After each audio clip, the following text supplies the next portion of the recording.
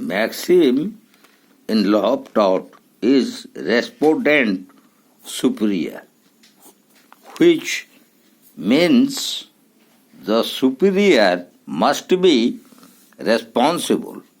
or let the principal be liable. In such cases, not only you who obeys but also who commands becomes equally liable. This rule has its origin in the legal presumption that all acts done by the servant in and about done his master's business are done by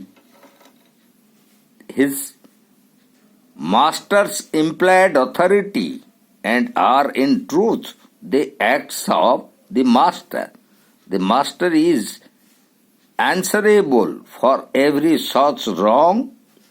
of the servants as is committed or privity is proved. Similarly, a principal and agent are jointly and severally liable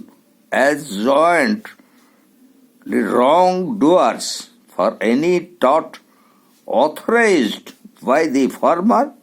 and committed by the latter. In modern time, it is held that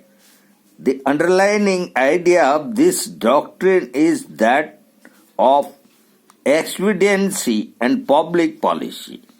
So, the very maxim Respondent Superior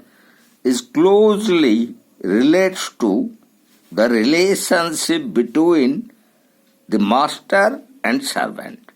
So, whenever the master directs the servant to perform some acts, and if it is in due course of employment, then the master would be held liable and responsible for the acts committed by the servant due to his direction, and sometimes in the due course of employment, even at the direction of the master, both the master and servant would be held equally responsible and liable.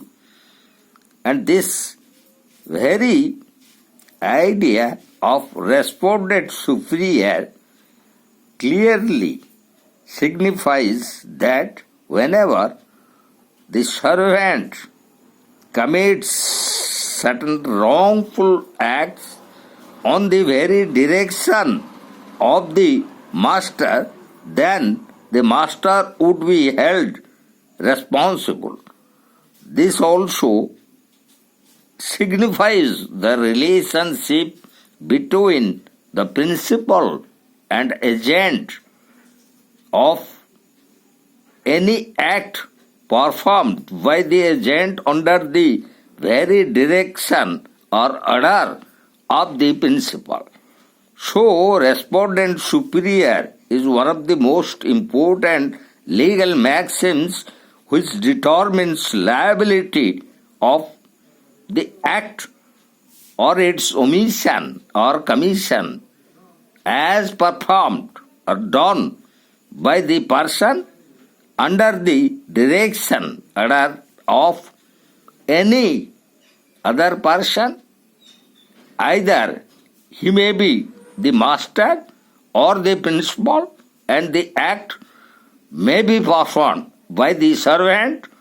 or the agent